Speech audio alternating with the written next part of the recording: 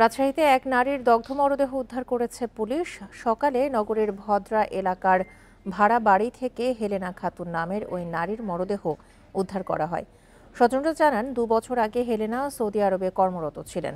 পরে দেশে ফিরে ডিভোর্সের পর আবারও বিয়ে করলেও পারিবারিক কলহের জেরে একাই থাকতেন হেলেনা। শুক্রবার রাতে আগুনে পুড়িয়ে তাকে খুন করা হয়েছে অভিযোগ স্বজনদের।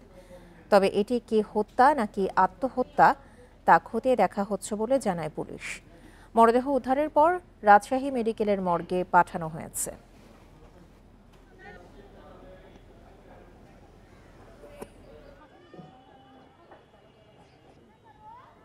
আমার বাবা মাকে অনেক হুমকি, অন্যায় কেস, থানা, পুলিশ, এমনকি আমার 2 ভাইকে বাড়িতেও থাকতে দেয়নি। ওনার বড় স্ত্রী এমনই অত্যাচার করেছে আমার ফ্যামিলিকে। রয়্যালের ধরেন বয়সেও চিল্লাচিল্লি করে, এরাও ধরেন চিল্লাচিল্লি করে। সর্বোচ্চ গুরুত্ব দিয়ে বিষয়টাকে দেখছি।